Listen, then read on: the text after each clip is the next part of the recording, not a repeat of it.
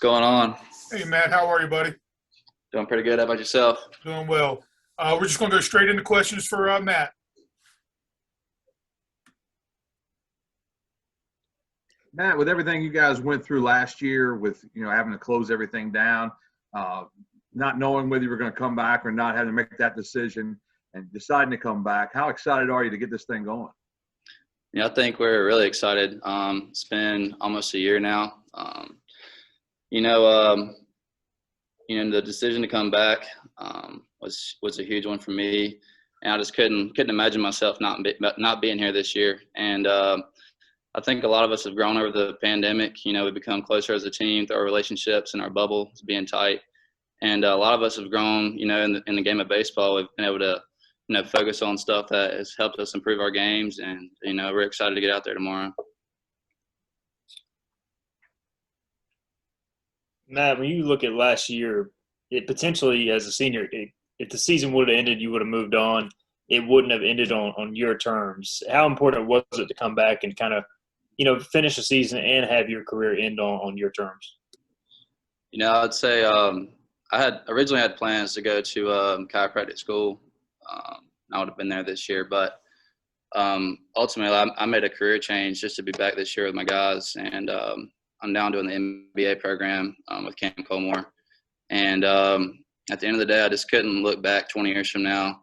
I had a phone call with Coach Shee after the season had ended, and he basically laid it on the line with me, and he was like, "Hey, if this is what you want to do, go on to chiropractic school and not come back and finish your career here. Don't ever look back on it." And vice versa. It was like, if you want to come back and play, don't ever look back and say, "I wish I would have gone to school instead."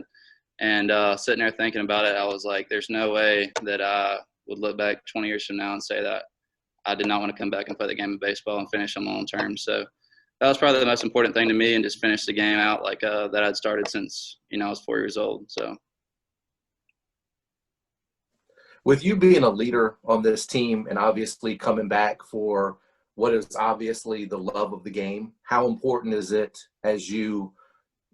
for you as a senior and a leader on this team to kind of convey those thoughts to the younger guys to never really take this game for granted? Yeah, that's something that we take pride in every day, is just to get 1% better and really love the game and being here with our guys.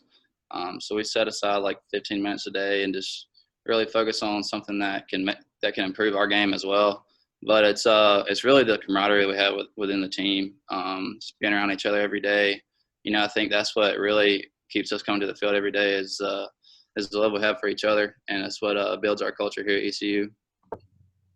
Matt, we've heard a lot about defense this preseason. You look at the infield with Ryder and Agnos and Steph Caddell, and obviously those guys.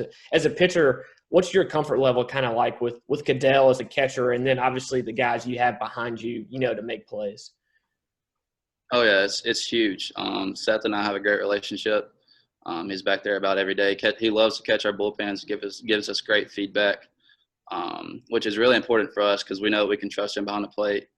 And the defense behind me, I mean, it's unreal with, you got Zach and Ryder and Norby and, a lot of those older guys you guys have seen out there before.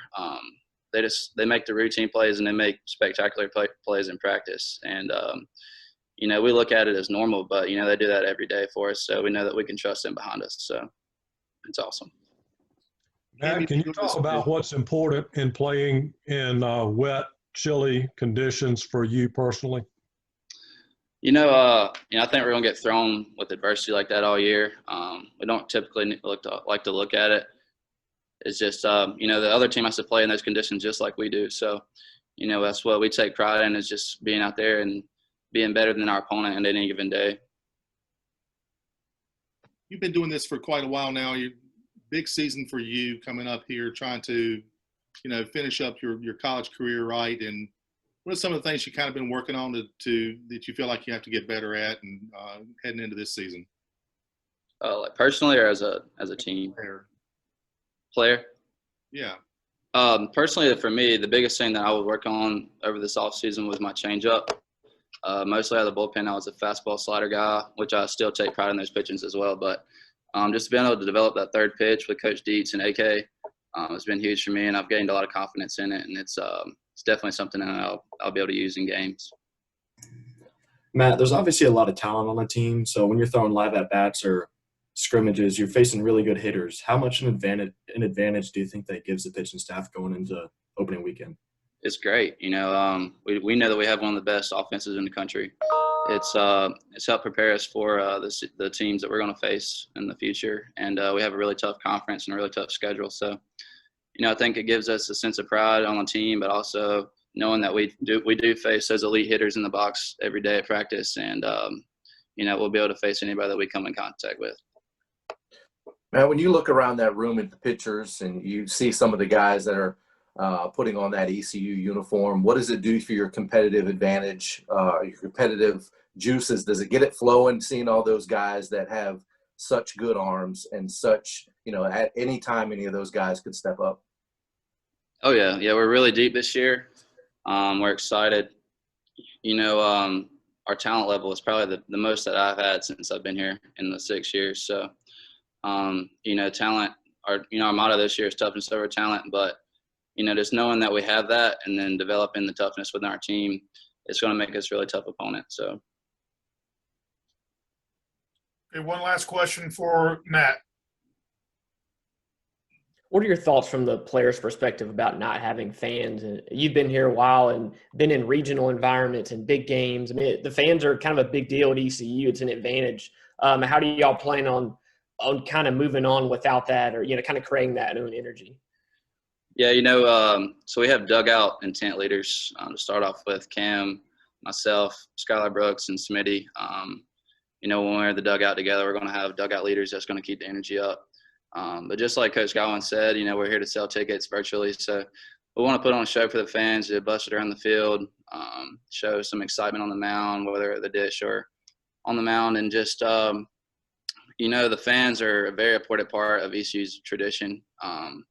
But we know that they're going to be there with us in spirit. And, then we'll get the guys to do a little jungle lap anyways after some of those wins. So, it's we're definitely going to, know that they're with us. So.